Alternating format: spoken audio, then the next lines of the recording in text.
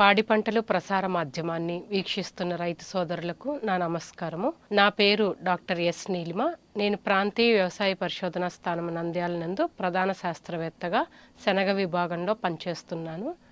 ఈరోజు మనము శనగ పంటల యాజమాన్యం గురించి తెలుసుకుందాము. శనగ పంటకి మనం అనువైన నేలలు కనుక చూసుకున్నట్లయితే దీనికి నల్లరేగడి నేలలు అత్యంత అనుకూలము. ఉదజని సూచిక 6 నుంచి 8 వరకు ఉండే ఒండ్రు నేలలు దీనికి బాగుంటాయి. నీరు నిల్వ ఉండే నేలలు మాత్రం పనికిరావు. దీని విత్తే సమయాన్ని కనుక చూసుకున్నట్లయితే ఈ శనగ అనేది రబీ సీజన్లో పండే పంట.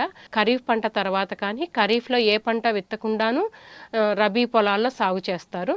విత్తనానికి అనువైన సమయం అక్టోబర్ 15 నుండి నవంబర్ మొదటి పక్షం వరకు. పంట ఒకవేళ ఆలస్యంగా విత్తినప్పుడు ఏమవుతుందంటే పంట చివరి దశలో బెట్టకు గురి అయ్యి అధిక ఉష్ణోగ్రతల వద్ద గింజ సరిగ్గా కట్టకపోవడం అనేది జరుగుతూ ఉంటుంది. మనకి పరిశోధనలో ఏం తేలిందంటే ఖరీఫ్లో కొర్ర పంటను సాగు చేసి రబీలో శనగ సాగు చేయడం వల్ల రైతులు అధిక నికర ఆదాయం పొందవచ్చునని మన పరిశోధనలు సూచిస్తున్నాయి.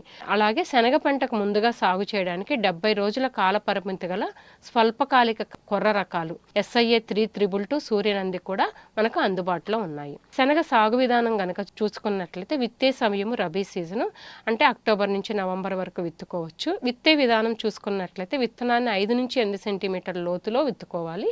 విత్తే దూరాన్ని గనక చూసుకున్నట్లయితే 30 నుంచి 30 సెంటీమీటర్ల వరుసల మధ్య 10 సెంటీమీటర్ల మొక్కల మధ్య పెట్టుకోవాలి.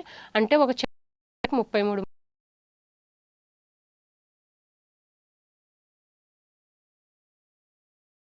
మధ్య మనం ఉండేటట్లు చూసుకోవాలి. తర్వాత విత్తన మోతాదు అనేది 100 గింజల బరువుపై ఆధారపడి ఉంటుంది.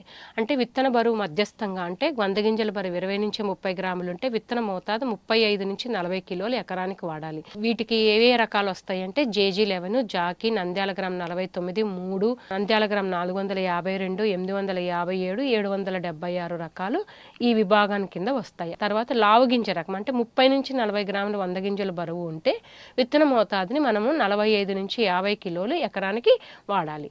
దీని కింద కాక్టు, విహారు, నంద్యాల గ్రామ్ 119, తర్వాత ధీరా ఈ విభాగంలో వస్తాయి. తర్వాత విత్తన బరువు 100 గింజల బరువు 50 గ్రాముల కంటే అధికంగా ఉంటే అధిక లావు గింజ కాబూలి విభాగం కింద వస్తాయి. దీని కింద మనకి MNK1 ఉంటుంది. దీనికి విత్తన మోతాదు 60 నుంచి 70 కిలోలు ఎకరానికి వాడాలి. తర్వాత శనగ పంట సాగులో మేలైన యాజమాన్య పద్ధతులు కనుక మనం చూసుకున్నట్లయితే విత్తన శుద్ధి, ఎరువుల యాజమాన్యము, నీటి యాజమాన్యము, కలుపు యాజమాన్యము, కోత మరియు నూర్పిడి, విత్తనాన్ని శుభ్రపరచడం, సస్యరక్షణ ఇవన్నీ మనకి మేలైన యాజమాన్య పద్ధతులు. వీటి గురించి కూలంకుషంగా ఇప్పుడు మనం తెలుసుకుందాము. విత్తన శుద్ధి అయితే కనుక కార్బండిజం 2.5 గ్రాములు లేదా విటావాక్స్ పవర్ 1.5 గ్రాములు లేదా టెబుకొనజోల్ 1.5 గ్రాములు కిలో విత్తనానికి కలిపి మనము విత్తన శుద్ధి చేసుకుని విత్తనాన్ని నాటుకున్నట్లయితే నేల ద్వారా సంక్రమించే తెగుళ్ళ నుంచి మనము ఈ పంటను మనం కాపాడుకోవచ్చు. శనగ మొదటిసారి సాగు చేసే నేలల్లో అయితే కనుక రైజోబియం కల్చర్ విత్తనానికి పట్టించి విత్తితే అధిక దిగుబడి మనం పొందవచ్చు. ఈ విధంగా మనము శనగలో మేలైన యాజమాన్య పద్ధతులను మనము పాటించినట్లయితే మనము అధిక దిగుబడిని శనగ పంటలో పొందవచ్చు. నాకు ఈ అవకాశం ఇచ్చిన పాడి పంటలు ఛానల్ వారికి నేను ధన్యవాదాలు తెలియజేసుకుంటున్నాను.